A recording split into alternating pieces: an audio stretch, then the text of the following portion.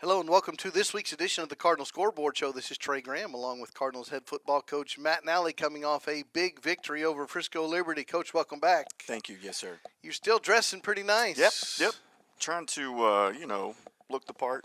Well, I told you off the air, all you need is the fedora. Coach Landry would be proud. Yeah. Yes, sir. All right, let's talk football. Big win last Friday right here. Melissa 78, Frisco Liberty 7. And like we did last week, we did a little math and did an aggregate of the 2 years that you've been in the district with the Red Hawks, 148-20. Oh, wow. 70 points a year ago, 78 points this week. So 148-20 was the aggregate score, 78-7 this week. I've got some stats for you, of course, but first, your thoughts on the big win. You go into a game like that, and you have to respect every opponent that you play. It doesn't matter, their records or the film that they put out there. You have to respect every person that you play, and that was kind of our theme going into the last couple weeks. Was you can't, kids are so. They have everything at their fingertips nowadays. Like we have talked before, like you didn't know the score until you went to the barber shop on a Thursday and saw that stuff. So, but kids nowadays, they get it instantaneously. We had the Dallas Morning News. Right. But I didn't. Right. Dallas Morning News newspaper, not a website, an actual piece of paper. Yeah. Make a long story short, I think the kids did a great job of, understanding that we have to prepare for anyone the same, and respect all of our opponents the same, and they did a really good job. So a few stats. Total offense. Melissa Cardinals, 499 total yards. Frisco Liberty, 66. Yes, sir. 66 is not a lot of total offense. Right. I think even more impressive than that, at halftime, the Red Hawks had minus 31 yards. Oh, wow. Total offense. Wow. Once again, that goes back to, Coach Spann and that defensive staff and those kids buying into our defensive scheme that we've put in with Coach Spann and that defensive staff and those kids executing. I mean, that is something that, we discuss all the time is, we can do all these things and we can practice and, talk and all these other things. But if you don't go out there and execute, well, then, we're wasting our time. So those kids went out there and executed the game plan perfectly, and Coach Spann and those defensive coaches did a great job of putting together a game plan and attacking their weak spots. So I'm really proud of our defensive coaching staff and our defensive players. We've been talking about school record for points for years now, and the school record was 75 points in a game, done twice. I've talked about this on this show and on the broadcast of the games. 2004, first year of the new era of Melissa football, and then last season you tied it. You had a chance to go for 2. You decided to kick it last year to tie the record at 75, and you finally broke the school record for points. Congratulations. I'm so glad. Now I don't know what I'm going to talk about in the future. I'll have to bother you with some other stat, but congratulations. Well, I mean, in all reality, I did it for you, Pastor Graham. I knew that it was, something that you had been on me about. We had, and I hate to go back and say it again, but, Well, let's back up 1 second. Yeah. It was 64-0 at halftime. Right. So, and that's at the time when I start informing your staff what the record is, because you're in reach with that. Right. When it's 10-7, I don't bring it up. Okay, but when it's 64-0 at half, that's when you bring it up. So go ahead. So we missed that game. And I was like, guys, we have to play.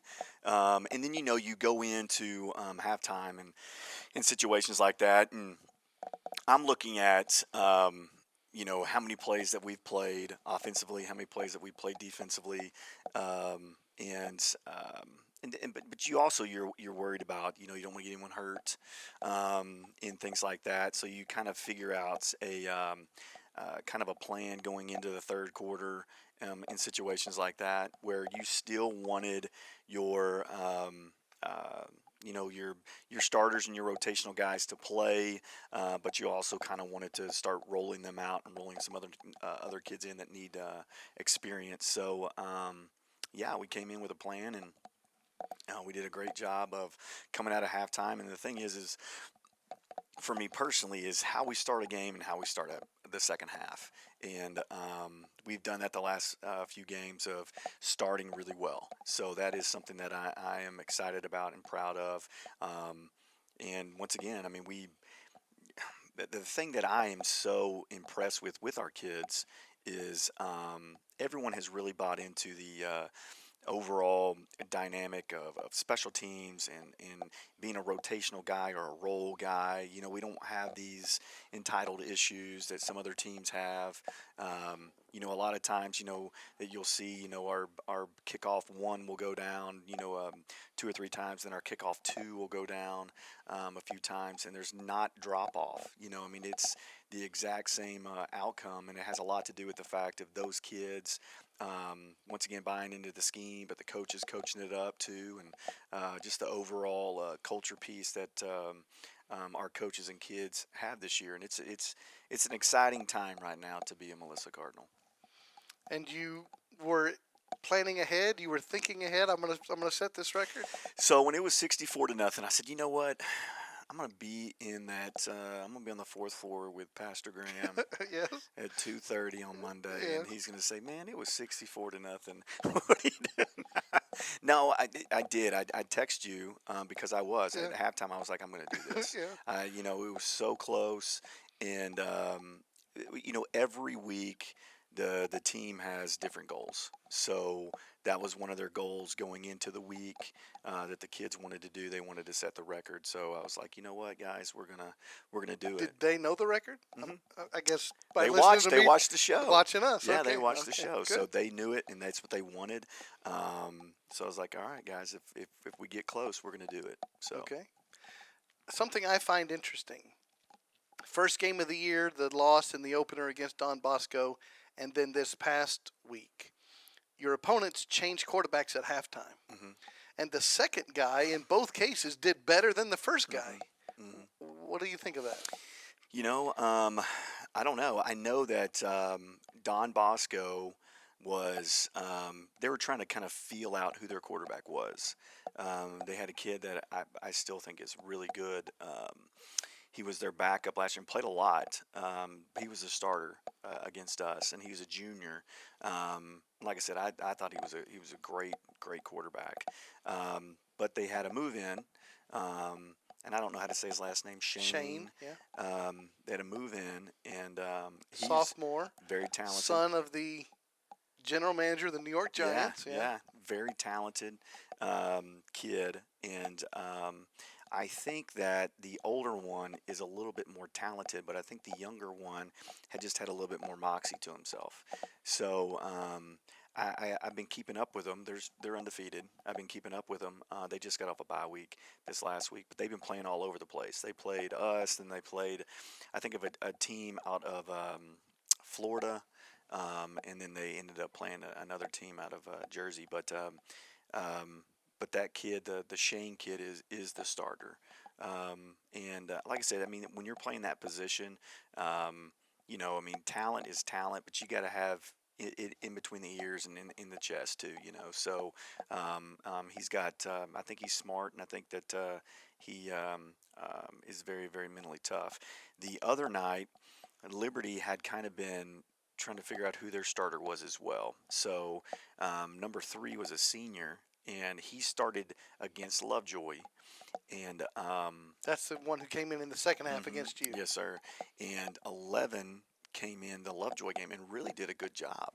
And he's a sophomore. He really did a good job against them. And he told me before the game, "Hey, I want to start 11," and great, And but I think that Liberty's a young team, and he does. Chip Gregory does a great job. They're so much better than they've been in the past.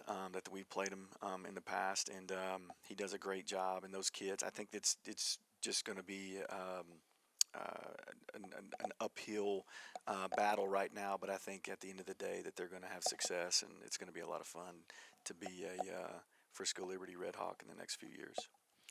Final score was 78-7, dominating victory. Just for your stats, it's the second largest margin of victory in school history. Oh, I know. So you have something else to work on.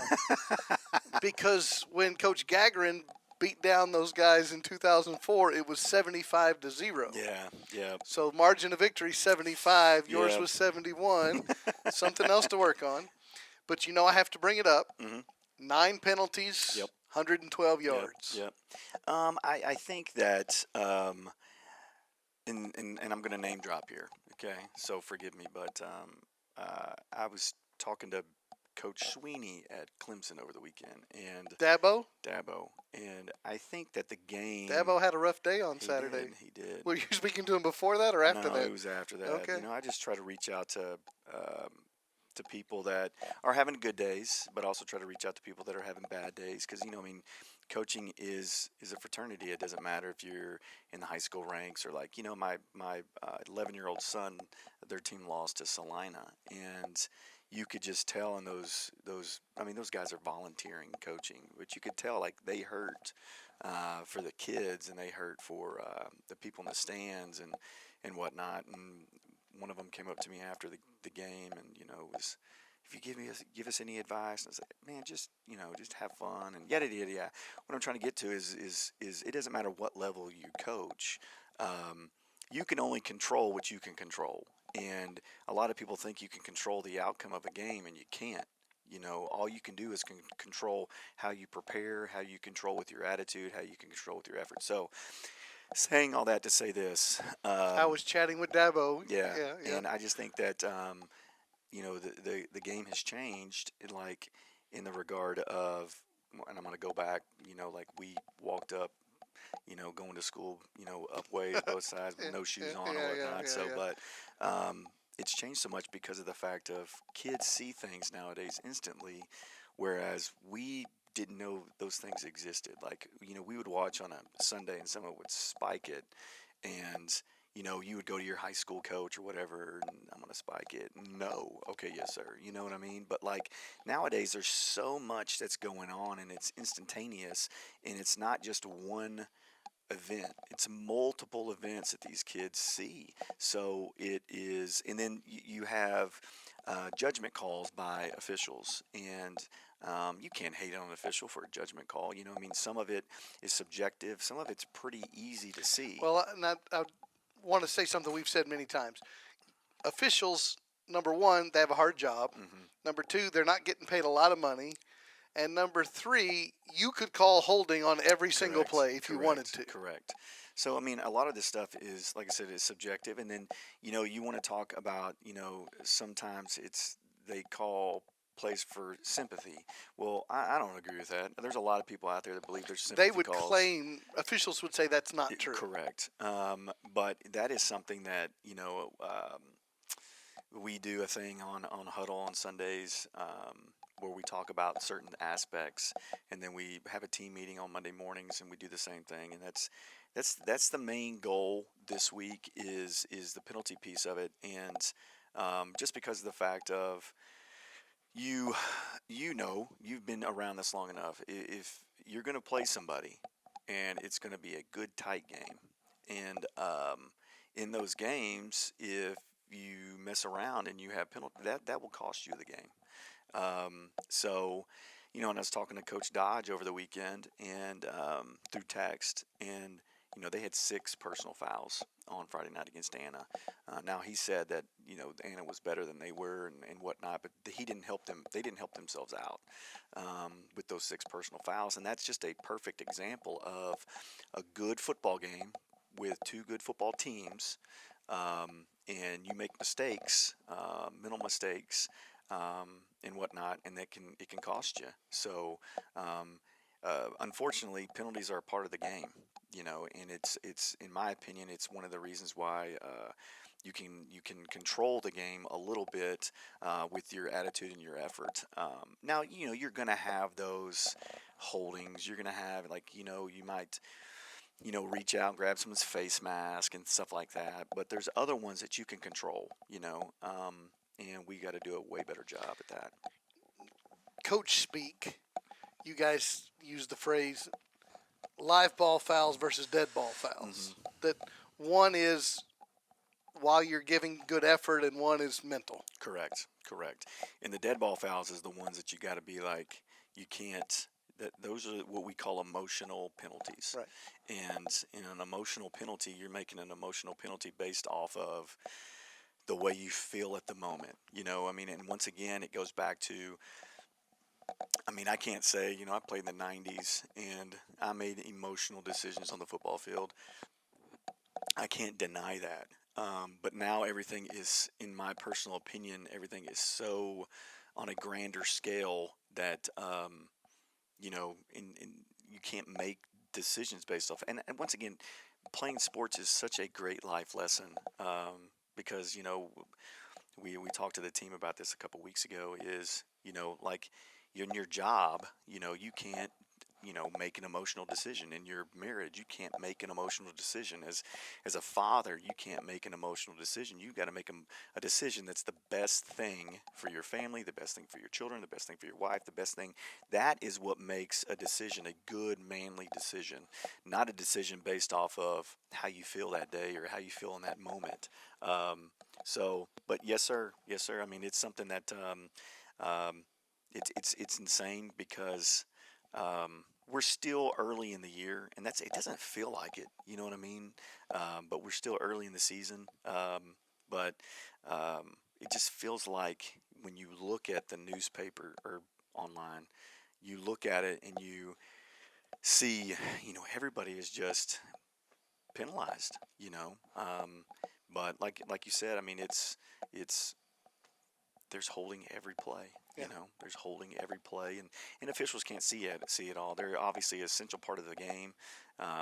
They're very well respected. I know there's a lot of people, like, if my wife was right here right now, she would be like, no, I don't respect officials or whatever. But You can't play without them. yeah, and they're very essential, and we have had some really good officiating staffs that we've had the last few games, and we've been very, very blessed to have them. I think you've necessitated another question. How do they get assigned? You guys, you really pick them. You Yeah. choose them, but go through that process. So I want to say it's March or April. We go to McKinney Football Stadium, and we meet as a 5 and 6A. Every coach in 5 and 6A within that chapter's area meets at McKinney's Football Stadium, and it's called the Officials Draft. And we sit down and we go through each officiating crew, and we pick the one. And it's like a draft. So like you have rounds. So like there's 10 rounds. So because you got to pick 10 games. So the crew that you might want to have, you might not get them, just based off of if somebody else had the pick before you. But you and the So other. how many schools is this? Oh, it's a bunch. I couldn't tell you how many schools. 100? Yeah, it's a large room packed full of coaches. So, for example, Coach Parr and myself got together. That's Anna's coach, by the way. So you see, on the big board, it'll say like whatever, Lovejoy and Denison, and then it'll say, whomever, Boyd and McKinney High. Then it'll say Melissa and Anna. So you got a couple picks before it's you. So you'll get together with that coach, and you say, okay, I like these guys, and everyone has like 4 or 5 crews that they really like, and you say, okay, I like these guys, or I like these guys, and then when it comes up, you guys have kind of come up with 1 or 2 crews that you agree on, and then if they're there, you just pick them. And is it a joint decision between the two of you, or is it the home team gets the pick? No, it's a joint decision. When I was in East Texas, it was just the home team. It didn't matter. The home team got to pick. And here it is more of a joint effort, which I like better. I mean, it makes it, I don't know, it makes you feel a little bit more like it's fair, and you're not, picking, your buddy from high school or whatever, but yeah, yes, sir. All right, we're going to talk about Melissa versus Anna in our next segment. But first, we want to introduce our players of the game from the 71-point victory over Frisco Liberty. We're going to meet defensive back Noah Husband and running back Bear Tabor. Noah was our spring football MVP, and a lot of people, he kind of is overcasted a little bit just because of the fact of you don't hear him talk a lot. He's not the biggest guy in the world. He's not the biggest guy in the world, but I'm telling you right now, Pastor Graham, he is an unbelievable football player. He's an unbelievable teammate. Works his butt off. He is just, and I've been here for so long. I've got to see these kids grow, which is obviously one of the coolest things ever. But watching him from a ninth grader to now, and just how he has developed as a player, but not just as a player, but as a teammate, just so proud. Like, he is an unbelievable human being. He will be a great husband, a great father. He will be somebody that makes Melissa proud. And then you got Bear. Bear is Bear. The thing about Bear is I remember he played football with my middle son. So I've been watching Bear play since he was, third, fourth grade. So he is a little bigger. Yeah, he's a little bigger, Noah, yeah. a little bit bigger. Yeah. But the thing about I love him is he's got such a servant's heart. He does so much stuff outside the football realm within our community, helping people. He's got the Cardinals for Cleats, or Cleats for Cardinals, collecting cleats for kids who are in need. But just such a great human being, but great teammate. Like, if you watch practice, you wouldn't realize that Bear is a highly recruited kid, just because of the fact of he's not that. Everything he does is 100 million miles an hour, and it's like he's still trying to prove that he is that kid. And you wouldn't think, you think like he's a 4-star. You would think that he's kind of like, whatever, I've made it, and he doesn't practice that way. He is not the most vocal kid on our team, but when he speaks, you listen. So we're going to take a break and introduce you to Noah Husband and Bear Tabor, show you some of their highlights, and we'll come back and talk about the Anna Coyotes with Coach Nally right after this.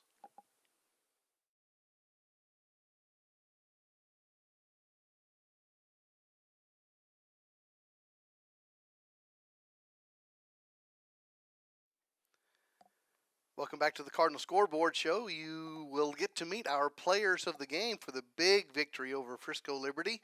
First of all, you get to meet our defensive player of the game.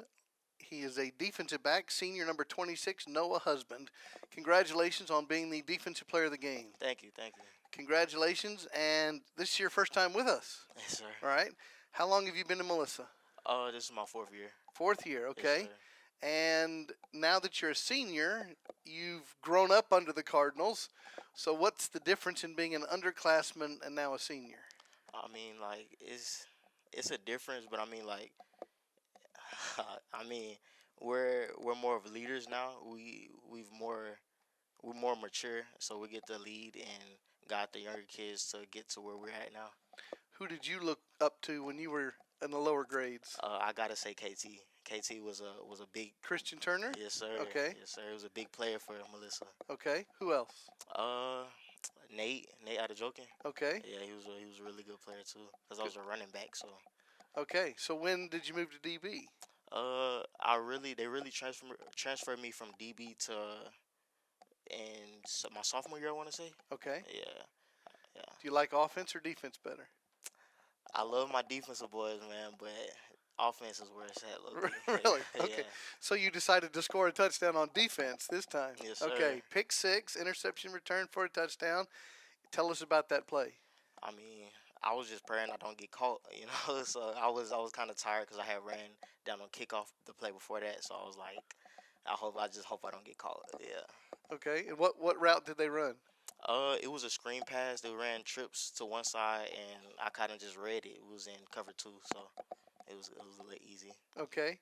And tell us what Coach Spann has taught you about defense. Man, Coach Spann has been a big impact. He taught me the game, like the knowledge and all the coverages and stuff like that. So because I was new to defense, so he taught me all of that. So Okay. What do you want to do after high school? after high school, I'm looking to go play some football, man, but majoring in kinesiology. Really? Yes, sir. Okay. Are you talking to schools right now? Yes, sir, I Okay. Do you have any big announcements you want to make right now? am. Nah, No. Put a hat on or anything like that? nah. Okay. And what's your favorite class in school? Uh,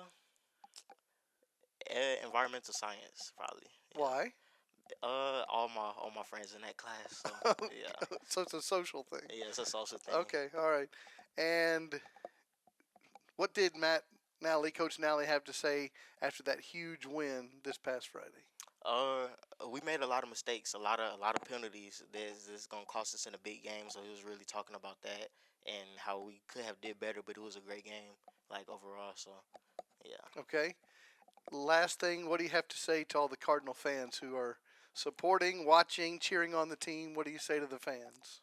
I really just want to say that know that we ready. You know, we definitely not the same team from last year. So yeah, keep that in mind. All right. Well, congratulations to defensive back Noah Husband, our defensive player of the game for the Frisco Liberty contest. We'll take a break, show you some of his highlights, and then you'll get to meet our offensive player of the game right after this. Running a lot of zone defense tonight. Out of their 3-4 alignment. Trips left, one receiver right. Zachy throws it left, and it's going to be picked off by the Cardinals. Picked off by Noah Husband, and he's going to walk in untouched. Touchdown, Cardinals, 30 yards out. Noah Husband with a interception return for a touchdown. So the Cardinals score on the defensive side with exactly 2 minutes remaining. Thanks to Uptown Cheapskate for being our second quarter replay sponsors. And the Cardinals lead 63 timeout to 0. after the extra point. 2-minute timeout after the extra point. What's officially known in high school and college football as the 2-minute timeout. In the NFL, it's called the 2-minute warning. That will come up after this PAT from Mr. Church. So we have exactly 2 minutes remaining in the second quarter. And the Church kick is up and good. And the Cardinals lead 64 to 0. 2 minutes to go in this second quarter. Here's a replay brought to us by Uptown Cheapskate. Noah Husband jumping that route, taking it untouched for the interception on the defensive side and a touchdown. Excellent play. And the Cardinals lead 64 to 0. Welcome back to the Cardinal Scoreboard Show. You got to meet our defensive player of the game, Noah Husband, a moment ago, and now you get to meet our offensive player of the game for the victory over Frisco Liberty. This is sophomore running back Bear Tabor. Congratulations on being the offensive player of the game. Thank you. You've been here before. Yes, sir. Welcome back. A wonderful game against the Redhawks. 11 carries, 132 yards, 3 touchdowns on the ground, 12 yards per carry. What was the game plan going into the Liberty game? Obviously, they weren't as good as the teams that we're going to be playing these next few weeks, but we still have to respect them and so make sure that we have a really good beating. Okay. Were you expecting to run or pass more as an offense? more run the ball a lot because of the way how they played their defense, and as you saw. Okay. And you really only played a half, right? Yes, Yeah. sir. So do you like those blowout games, or do you prefer the close contest, the more exciting finish? More exciting finish, definitely. Okay. Keeps your attention? Yes, sir. Okay. And tell us what the impact is of your offensive line. How are they helping you succeed? Just by executing their blocks and being able to create holes for me. All right. Who do you look up to as a running back in college today, or maybe in the pros today? I really like Taj. Whenever I would go watch his games, You got to explain a little bit to people. just the way how he was just really smooth. No, you got to tell who it is and Oh, what you think. Taj Brooks. My Okay. bad, Tech. Okay. Okay. Texas Tech running back. Okay. Yes, sir. All right. And what do you look up to about him? He was a really nice person, and then just the way how he was really smooth when he ran the ball. His jump cut, it looked long, but it was short. Okay. But it looked really nice. You've been on a number of recruiting visits and went to a lot of camps this past summer. Yes, sir. What is that experience like? I mean, since I know how everything was going to go this year, it wasn't as kind of stressful. But it was really nice going to some schools I haven't been to, seeing how they do things and stuff, and yeah. Now, I know you're not ready to make any announcements yet. The Texas Tech shirt is not an announcement, you're No. saying, right? Yes, sir. Okay. All right. But talk about the recruiting process. Are you enjoying it? How are you learning or researching or narrowing the list down? I mean, the recruiting process is actually really fun, being able to go to all these schools, see how coaches coach their players, kind of, and just being able to see how the fans and stuff interact and stuff. But I mean, right now I'm kind of keeping my options open still. Well, you are only in 10th grade. Yeah, Right. but okay, I think schools that obviously I think I'd like to stay home, near home, Okay. and I don't know how to explain the narrowing down process. I haven't really thought about that yet. Okay. You're a baseball player also. Yes, sir. Do you hope to do both sports in college? Or is focus going to be on football? Focus would be on football, but it'd be a bonus if I would be able to play both. Okay. Favorite class in school?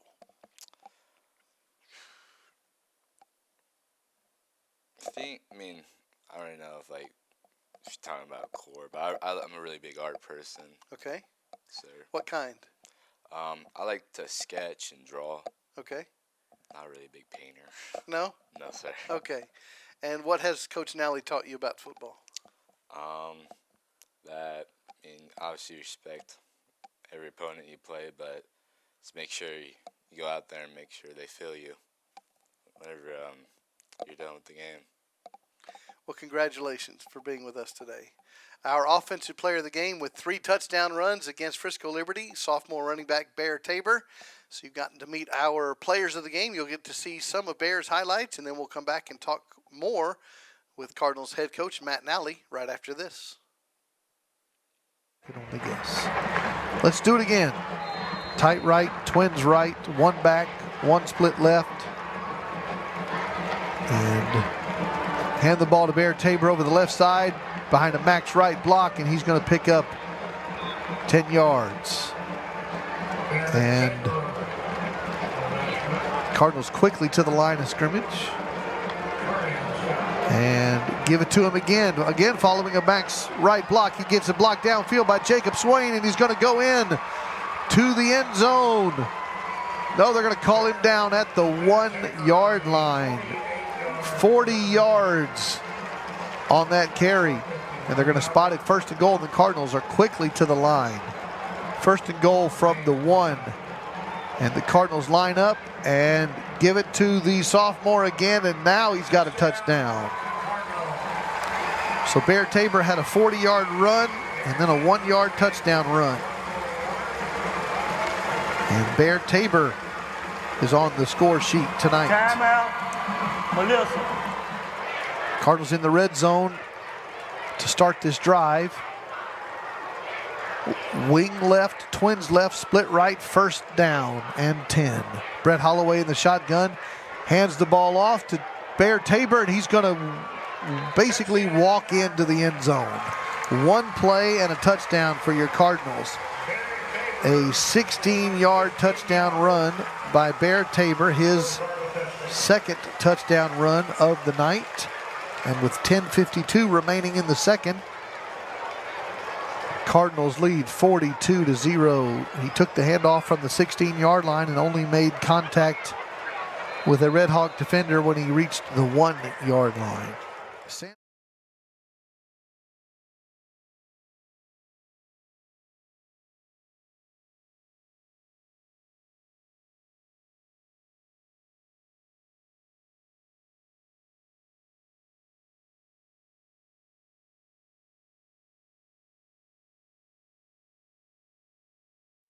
Welcome back to the Cardinal Scoreboard Show. You got to meet Noah Husband and Bear Tabor, our defensive and offensive players of the game, for the big victory over Frisco Liberty. We're going to talk in just a moment about the Anna Coyotes, your opponent this Friday, up the street at the Purple Palace. But overall, I think it's fair to say you've got a stronger part of the district and a weaker part of the district. Yeah, absolutely, yeah. You're getting to the stronger part of the district. Yes, sir. So are the big wins, I mean, you've had 2 blowouts in a row. Are those good for you? Would you rather have had closer contests?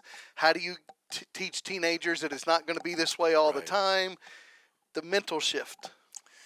You know, the thing is we have been talking about this slate that we just ended and what we're about to begin for a while. So this isn't something that we've just been, we're going to talk about week to week.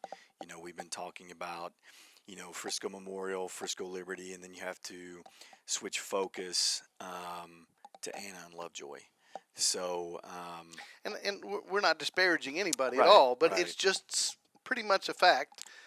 2 teams that were on the weaker side of the district, Correct. and now 2 teams on the stronger side. Right. So we've been discussing it for a long time, and I think and I could be wrong, but I think the only way that you can really get your vision into people is you have to talk about it for a while, and then you gotta, once it shows up, you have to be prepared for it. So we've been talking about Anna and Lovejoy for a while, and just this little slate that we're about to be in, just because of the fact in 2 weeks we're on a bye, and then you get Frisco Independence, who at this time is struggling a little bit. So we've been talking about how we're going to handle these things as a coaching staff, but also with the kids for a while. And you have to give props to where props are due. So Anna's a good football team. They've been playing really good football. Anna defeated Lovejoy this past Friday. Mm-hmm. And you have to give them props. I mean, they've done a really good job, and Coach Parr has done a good job. I mean, if you really think about it, Pastor Graham, before Coach Parr and that staff got there, Anna wasn't that big of a program. A lot of people didn't talk about it, and They did win state 2 years ago. Right, and he has come in and done a great job with that staff and those personnel, with those kiddos, and they bought into his culture and his environment, and so. Like I said, we've been talking about this for a while. So in our team meeting this morning, I felt pretty good where our kids were mentally. We'll practice this afternoon and kind of see where we're at. But I feel like that's the only way to get mentally prepared, is to speak about it for a long time and to put things in place as you're going. Because once again, we talked about it's all you can control is what you can control, and you can't control the outcome. You can control so much more, but you can't control the outcome. So all you can do is control how you prepare. So how we prepare mentally this week, and how we prepare schematically, and how we execute throughout the week, and how we execute Friday night is going to be, how the game's going to go. So, but I feel pretty good right now with where our kids are and where they're at mentally. It is a rivalry game. They are neighbors. You've been playing for a long time. It was a close game last year. Here, Melissa, you were victorious 21-18 in a close game a year ago. So does rivalry matter? Does that add any more excitement or energy, or it's just another opponent? It's weird that you say that, just because of the fact of, when I first got here 11 years ago, I heard about Salina, and then it kind of shifted a little bit to Argyle. And then, I've never felt that way with Anna. I kind of feel like we should, but, Anna it's almost like they're our brother, I guess, and, because they are so close. I think that the kids have a sense, once again, it's different from when we were kids. So, like, if there's a town that was 5 miles away, I didn't know anybody from those towns, where you got, Twitter and Snapchat and all kinds of stuff. Or our church youth group. Yeah. So, I mean, there's with a mixture of everybody. Yeah, yes. so you just know, kids just know everyone. So I don't know if it's more of a rivalry or if it's more of a celebration of two towns getting to celebrate each other one night. I don't see it that way. I would probably still say that I get a little bit more juiced up when I'm playing on Argyle, or if Coach Kenny Dale was in here, Salina. You know what I mean? Anna is more of you just respect what they've done, and you respect that coaching staff, and you respect those kids, and you respect the grind that they went through, just like our kids. I know that sounds a little bit odd, but I guess it's because they are so close that you do kind of root for them, So, my wife, if she was in here, she would say we do not root for Argyle, we do not root for Salina, and that is true. But Anna, I remember when they won state, or even when they were in the playoffs last year. As a coaching staff, we watched their games and we rooted for them, because at the end of the day, you want your district to be successful within the playoffs, but B, like, they're 5 minutes away, and I don't have any major connections with Anna. I would consider Coach Parr a colleague, but at the end of the day, like, I guess they kind of feel like an extension of Melissa kids a little bit, and you want them to have success. So I don't feel the rivalry piece. Like I said, I feel like it's more of a celebration. Now, saying that, obviously you want to win the game. So, but we'll get after it Friday night. As a history lesson for our audience, maybe for you, I'm sure we've talked about this, but way back when I came to Melissa ISD went only to 8th grade. You remember that. And so when you finished 8th grade, my kids were younger than that, but, well, people like Colton Deal. Yeah. Coach Colton Deal was player and high schooler Colton Deal back then, right? Kenny's son. Colton was part of the new Melissa High School that was added. Prior to those days, 2004 when the school opened, prior to that, once you finished 8th grade in Melissa, you had to choose. Yeah. You went either to Anna High School or McKinney High School. McKinney only had one high school, so you had to choose Anna or McKinney as your choice. And of course, I knew the coaches back in those days as well, and either one of them, the McKinney coach or the Anna coach at the time, either one of them were very happy to get some good athletes coming from Melissa to their school. Right. And so when Melissa High School opened, that first football season was 2004. That was the Colton Deal and Grant James and some other folks like that. That's when they started. But that's the history. Just 20 years ago. Yeah, that's crazy. It's only 20 years ago. That you didn't have a high school in Yeah. Melissa. That's wild. K through 8 until just a few years ago. Okay, Coyotes are 3-0 on the year, 1-0 in the district. Cardinals 2-1 on the year, 2-0 in the district. And